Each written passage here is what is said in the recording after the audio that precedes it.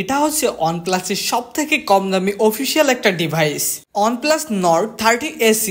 আমরা কম বেশি সবাই জানি প্রথম OnePlus যখন মার্কেটে আসছিল তখন খুবই হাইপে ছিল OnePlus-এর ফোনগুলা দাম হিসাবে বেস্ট ভ্যালু অফার করার জন্য, কিন্তু ধীরে ধীরে OnePlus-এর প্রতি খারাপ একটা ধারণা চলে আসছে সবার মনে। কারণ OnePlus-এর 10টা ফোনের ভিতর 4 থেকে 5টা ফোনে গ্রিন লাইনের প্রবলেম ফেস করতেছে OnePlus ইউজাররা। বাট এই প্রবলেমের স্ট্রং একটা সলিউশন নিয়ে আসছে তাদের অফিসিয়াল ডিভাইস লঞ্চ করে।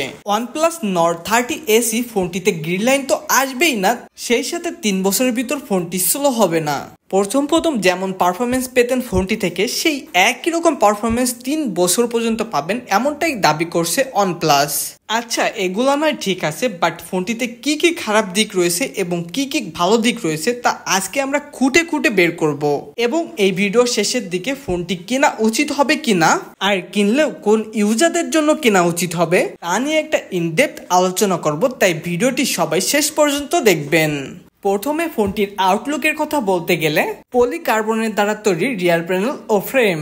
তবে রিয়ার প্যানেলে এক ধরনের টেক্সচার রয়েছে যার কারণে সূর্যের আলো বা একটু বেশি লাইট পড়লে দেখতে অনেক সুন্দর লাগে। সামনের দিকে একটি পাঞ্চুয়াল ক্যামেরা এবং ডিসপ্লেটি অনেক বড়সড় একটা ডিসপ্লে।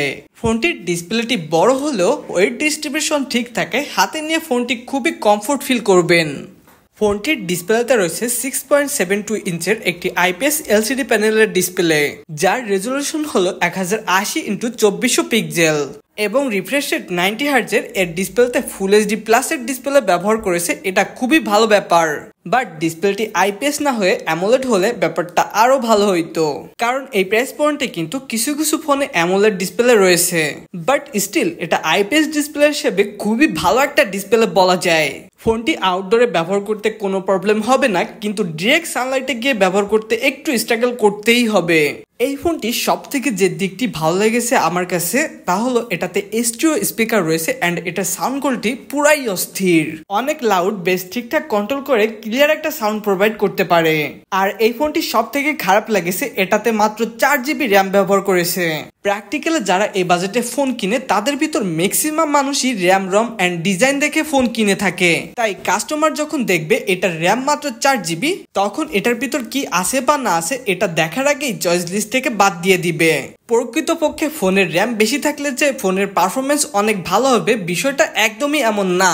বিষয়টা হলো যখন ফোনটির প্রসেসর এবং র্যাম দুইটাই সামঞ্জস্য থাকবে তখনই একটা ফোনের থেকে ভালো পারফরমেন্স আশা করা যাবে। লাইক এই ফোনটির প্রসেসর হিসেবে ব্যবহার হয়েছে MediaTek Dimensity 6020। এই প্রসেসরের সাথে 4GB র্যামটা একটু কম হয়ে যায়। এখানে ফোনটিতে যদি 6GB র্যাম ব্যবহার করতো তাহলে এটা থেকে অনেক ভালো একটা আউটপুট পেতাম আমরা।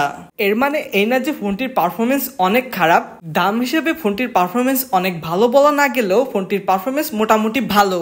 আপনি যখন ডে টু ডে লাইফ ইউজে নর্মালি ইউজ করবেন তখন এটা থেকে কোনো প্রবলেম হবে না, বাট আপনি যদি হেভি ইউজ করেন তখন এটা থেকে মনের মতো পারফরমেন্স পাবেন না এটার র্যাম কম হওয়াতে। ব্যাকগ্রাউন্ডে 3-4টা অ্যাপস রেখে যখন কাজ করবেন এক অ্যাপের থেকে অন্য অ্যাপে সুইচ করতে গেলে দেখবেন অ্যাপস গুলো আবার রিওপেন হচ্ছে, কিন্তু অ্যাপস ওপেনিং ক্লোজিং স্পিডটা বেশ ভালো পাবেন।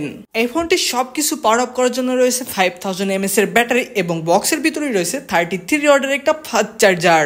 এই বাজেটে কিন্তু আমরা খুব কম ফোনেই দেখে থাকি 33 ওয়াটের ফাস্ট চার্জার ব্যবহার করেছে। ওকে, এবার ফোনটির ক্যামেরার দিকে আসলে এটার প্রাইমারি ক্যামেরা হিসেবে রয়েছে 50 মেগাপিক্সেলের ক্যামেরা। এটার মেইন ক্যামেরার ছবিগুলো এমনিতে ভালো উঠে, বাট ছবিগুলো দেখলে মনে হয় রং সং নাই কেমন জানি, মানে কালার খুব একটা বুস্ট করে না, ন্যাচারাল ছবি তোলার চেষ্টা করে। সোশ্যাল মিডিয়ার রেড টাইপের ছবি পাবেন না, হালকা এডিট করে নিলেই হয়ে যাবে। আর এটার ফ্রন্ট ফেসিং ক্যামেরাতে রয়েছে 8 মেগাপিক্সেলের ক্যামেরা। এটার ফ্রন্ট এবং মেইন ক্যামেরাতে সর্বোচ্চ 1080p 30 fps এ ভিডিও রেকর্ড করা যায়।